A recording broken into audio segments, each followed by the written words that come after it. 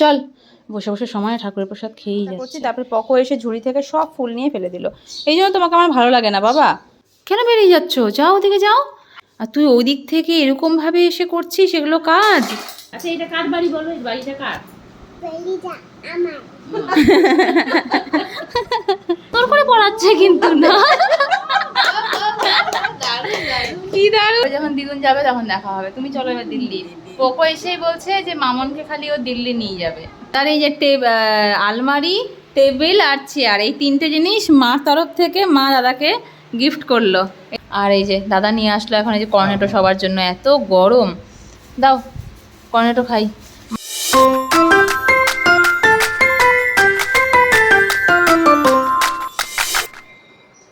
Good morning everyone, welcome back to the channel to a new blog.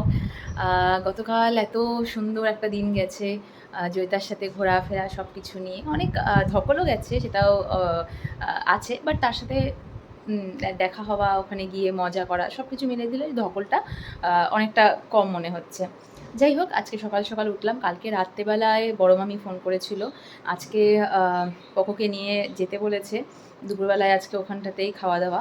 তো আমার যেহেতু আজকে আবার প্রিয়াঙ্কাদির বাড়িতেও একটা প্ল্যান ছিল, আমার প্রিয়াঙ্কাদি দেখেছে, দেবশ্রীদের সাথে আমরা ঘুরেছি, তো সেটা প্রিয়াঙ্কাদি আমাকে বলেছিল তুই এসেছিস, আমার সাথে কবে দেখা করবি। তা আমি বললাম যে আমি না সত্যি সত্যি এখন অবধি সময় করে উঠতে পারছি না, যে মানে কী করবো না করবো, একটু বাড়িতে কখন থাকবো, কখন বাইরে বেরোবো। ওই প্রথম দিনটা দেবশ্রীদের সাথে প্ল্যানটা হয়ে গেছিলো, যেহেতু বাড়ির সামনে, সেটাতে কোনো সমস্যা হয়নি। বাট কালকের প্ল্যানটা অনেকভাবে ম্যানেজ করতে হয়েছে। পকোকে নিয়ে বাইরে যাওয়া মানে, আর প্লাস এরকম একটা জায়গায় যাওয়া, তার ধকলটাও সেটা মানে কতটা হয়েছে সেটা বুঝে আমি হয়েছে পকোকে নিয়ে আর বাইরে কোনো প্ল্যান করবো না। তো এবার রিয়াদিকে 3-4 দিন হয়ে গেলো, এখনও অবধি রিয়াদিকে আমি জানাতে পারিনি যে আমি এসেছি। জানি না, যখন জানতে পারবে তখন আমার উপর রাগ ছাড়া আর কিছু করবে না, বাট হয়ে উঠছে না। ভাবছি আমি করব, ফোন করব, জানাবো, কিন্তু আমি জানি যে ফোন করলে পরেই বলবে দেখা করতে, আর এখন এই মুহূর্তে আমার পক্ষে দেখা করাটা সম্ভব হচ্ছে না। তো একটু যখন হালকা হবো তখন করব। আর বড় মামার বাড়িতে আজকে যাবো, কারণ দিদুনের সাথে বহুদিন হয়ে গেলো দেখা হয় না। দিদুন অনেকবার অলরেডি ফোন করেছে কবে আসবি করে। তো ভাবছি যে না, দিদুনের সাথে আজকে পকোকে দেখা করিয়ে আনি। তো পকোকে খাইয়ে দাইয়েই নিয়ে যাবো, সকাল সকাল আর বেরোবো না, কারণ ওই কালকের জার্নির পর না শরীরটাও ঠিক ভালো লাগছে না, একটু মনে হচ্ছে ঘরেই থাকি। এখনও ঘুমোচ্ছে, উপরে এসে একবার ওকে দেখে গেলাম। আর আমি এখন এই যে ব্রেকফাস্টে করছি দই চিড়ে গুড় দিয়ে কলা। এই আজকে সকাল সকাল বাপি এনেছে কুচো চিংড়ি দিয়ে হবে কচুর শাক। তাতে কচুর শাক চিংড়ি দিয়ে, আর তার সাথে আর কি রান্না হবে? মাছের ডিমের বড়া দিয়ে ঝোল। কালকে সব ভেজেছিল, মাছের ডিমের বড়া দিয়ে হবে ঝোল, যেটা আমার প্রিয়, আর তার সাথে ডাল। এই প্রিয়ান জাস্ট ঘুম থেকে উঠলো, প্রিয়ানের জন্য আজকে শিঙ্গি মাছ এনেছে। সেই শিঙ্গি মাছ, জ্যান্ত মাছ দেখে কি খুশি দেখেছো? এটা কার জন্য? এটা মাছ, শিঙ্গি মাছ। বলো বলো শিঙ্গি মাছ। হ্যাঁ, ওদিকে চিংড়ি মাছ কচু শাক দিয়ে হচ্ছে, আর এদিকে হচ্ছে মাছের ডিমের বড়া করে ঝোল হবে, ওটা এখানটাতে রেডি করা আছে। আমি এদিকে ফ্রাইং প্যান বসিয়েছি, এখানে বানাবো পকোর জন্য এখন সুজি, আর এই যে কচুর শাকও বসে গেছে। খাওয়া দাওয়া সব কমপ্লিট, এই ঝাড়ু পোছা করতে চললাম এখন উপরের ঘরে। কচু শাক হয়ে গেছে, মাছের ডিম বসেছে, ওটা নামলে পরে প্রিয়ানের জন্য বাপি ওই শিঙি মাছটা যেটা কেটে দিল, সেটা যেটা এনেছে সেটা আমি এখন রান্না করব গিয়ে। তার আগে ঘরটরগুলো একটু ঝাড়াঝাড়ি করে নিই, কারণ এরপরে আবার বেরিয়ে যাব, তখন আবার হবে না। আর এখানটাতে পকো কি করছে দেখাই। পকো এখানটাতে বসে বসে এই যে শিঙি মাছ নাড়াচ্ছে, শিঙি মাছকে দেখছে। ওর এইসব পশু পাখি মাছ এগুলোর পেছনে যে কি ভালো লাগা ছোটবেলার থেকেই, এটা নিয়ে ওর ঘন্টা পর। হ্যাঁ, কি করে আসছিল? এটা কি মাছ? কি মাছ? শিঙ্গি মাছ। আমার যে স্নান দান কমপ্লিট, এখন যাচ্ছি আমি পুজো দিতে। পুজো দেওয়া হয়ে গেলে পরে প্রিয়ানের জন্য শিঙি মাছটা রান্না করবো, রান্না করে ওকে খাইয়ে তারপরে আমি বেরিয়ে যাবো। এই আমার পুজো দেওয়া কমপ্লিট হয়ে গেল, পোকো বসে বসে পাশ থেকে দেখলো। এখন যাচ্ছি তুলসী পাটে। চল বসে বসে সময় ঠাকুরের প্রসাদ খেয়েই যাচ্ছি। এখান থেকে হাওয়ায় সব ফুলগুলো পড়ে যাচ্ছে, বারবার করে আমি রাখার চেষ্টা করছি, তারপরে পকো এসে ঝুড়ি থেকে সব ফুল নিয়ে ফেলে দিল। এই জন্য তোমাকে আমার ভালো লাগে না বাবা, তুমি একদম ব্যাড বয় হয়ে গেছো জানো, ফুলকেও ফেলে। চলো ঘরে চলো, এই যে চলো ঘরে চলো, যাও। এই শিঙ্গি মাছ একটু ভেজে রেখেছি পকোর জন্য, আর এখানে পাতলা ঝোল করবো, পাতলা ঝোল দিয়ে শিঙ্গি মাছটা দিয়ে ওর কাছে খাই। ধাপ্পা বড় মামার বাড়িতে যাবো বলে সকাল থেকে তাড়াহুড়ো করে সব কিছু করলাম, কিন্তু মানে এখন ওয়েদারটা জাস্ট এরকম, বাইরের দিকে তাকালে ভয় লাগছে যে বাইরে বেরোতে একদম ইচ্ছে করছে না। তার মধ্যে না গতকাল থেকেই ওয়েদারটা শুরু হয়েছে যে ঠাঁটা পড়া রোদ আর প্রচণ্ড পরিমাণ গরম। কার্শিয়াংয়ে যাওয়া আসাতে আমাদের যে শরীরটাও খারাপ হয়েছিল এই গরমের জন্যই, প্রিয়ানেরও এত বমি হয়েছিল এই গরমের জন্যই। আজকেও সেম জিনিসটাই, তাই জন্য আমার আর মানে আজকে এনার্জি নেই যে আজকে যতবার দেখি, তাও আমি বাড়ির বাইরে দেখলাম টোটো অটো সেরকম কিছুই নেই, যার জন্য আরও এখান থেকে হেঁটে হেঁটে যাওয়ার কথা ভেবে আরও যেতে ইচ্ছে করছে না। তো এখন আমি বড় মামিকে ফোন করে তাই বললাম যে আমি যেতে পারবো না। তো বড় মামি তো প্রচণ্ড খেপে গেছে আমার পরে, যে মানে লাঞ্চ করে নিয়েছি শুনে আরও বেশি খেপে গেছে। আমি বললাম আমি বিকেলের দিকে যাব, কিন্তু এই দুপুরে কড়া রোদের মধ্যে আর আমি বেরোতে পারছি না। তো যাই হোক, সামনে গিয়ে তারপরে ভালো করে বুঝিয়ে বলবো। মানে খা খা করছে, মানে মরুভূমিতে এসে গেছি এইরকম একটা ভাবসা, মানে ফ্যান চালিয়েছি, ফ্যানের হাওয়াটাও যেন গায়ে লাগছে না, এত জঘন্য একটা ওয়েদার হয়ে গেল আসার পরে। একজন এখানটাতে এসে দেখি হাত ভেজা, কি করেছে, এই যে এটার মধ্যে জল রাখা আছে, এই ভর্তি জল, এটার মধ্যে এটা খুলে জলের মধ্যে হাত তাত চুবিয়ে, এখান দিয়ে বেরিয়ে যাচ্ছিস কেন, কেন বেরিয়ে যাচ্ছ, যাও ওদিকে যাও। ওখানে এখানে যত কিছু সাজানো ছিল সব জিনিসগুলো এদিক ওদিক করে রেখে দিয়েছে। পোকো এই জলটা পড়লে পুরো ঘর ভিজে যাবে, আর তুই ওদিক থেকে এরকমভাবে এসে করছিস এগুলো কাজ, হ্যাঁ তুই ওদিক থেকে এরকমভাবে এসে কাজ করছিস কি রে।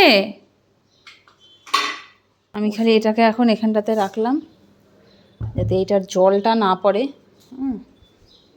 তুমি আর কিছু ধরবে না, আর কিচ্ছু ধরবে না, যেই ওটাকে এনেছি ওখান থেকে সব কিছু ছেড়ে ছুড়ে চলে আসলো দেখতে যে কোথায় রেখেছি।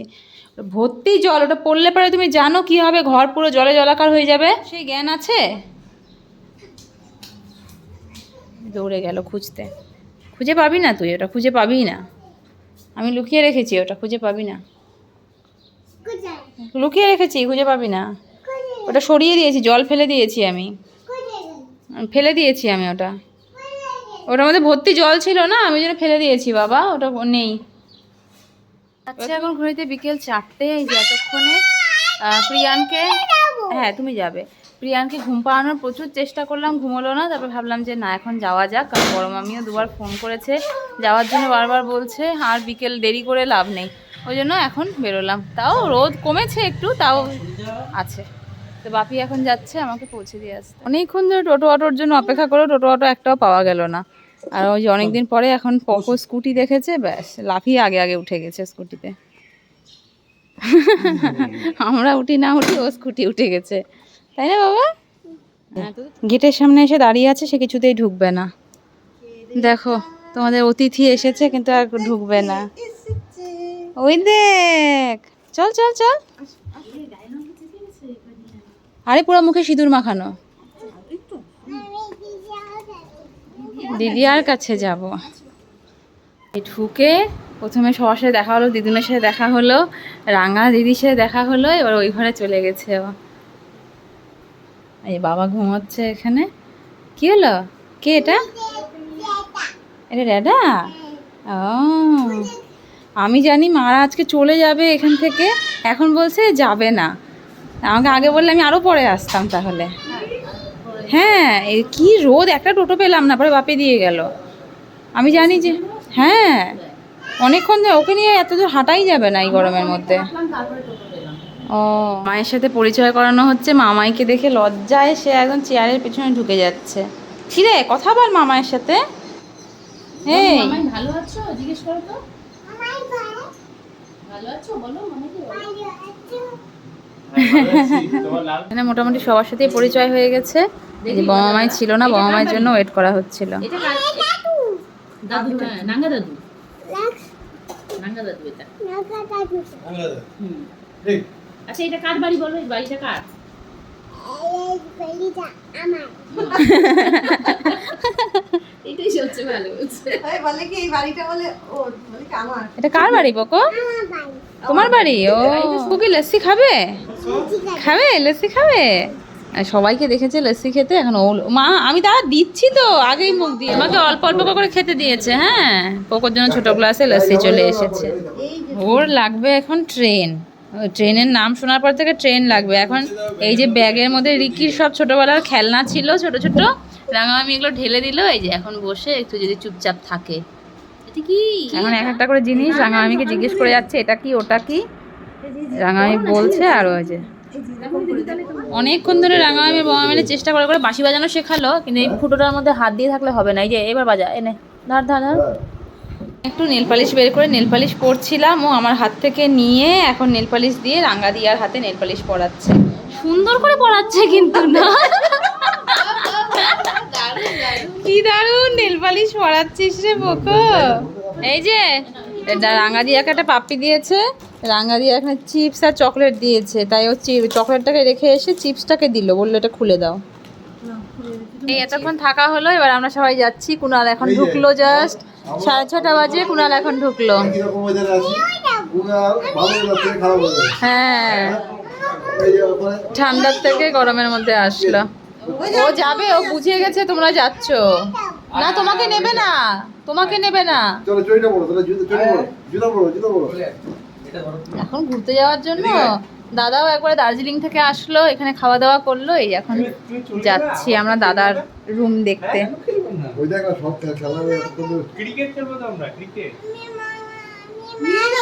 সঙ্গে দেখা হয়ে গেল, সবার সঙ্গে দেখা হয়ে গেল। আবার কবে দেখা হবে?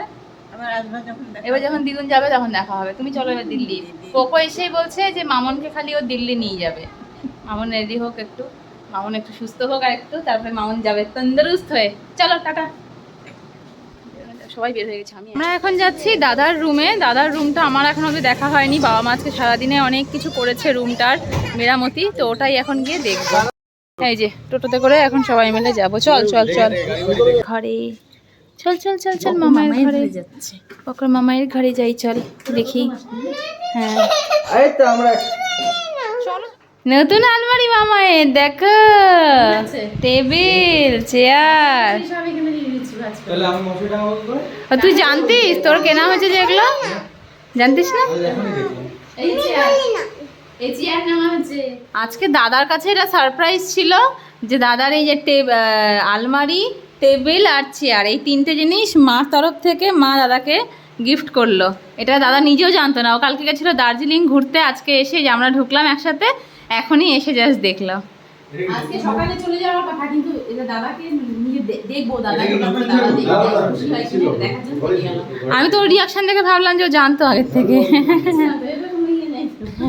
পকোকে জাস্ট ঘুম পাড়ালাম, আর এই যে দাদা নিয়ে আসলো এখন এই যে কর্নেটো সবার জন্য। এত গরম, দাও কর্নেটো খাই। মা বলছিল সিঙ্গারা আনতে, দাদা এনেছে কর্নেটো, সবার দুটো দুটো করে, কিন্তু ফ্রিজ নেই। এবার যদি বেশিক্ষণ রাখা হয় তাহলে গলে যাবে। কর্নেটোটা পরে বের করি, তাহলে ওই যে চকোবান্না কি আছে ওটা খাই।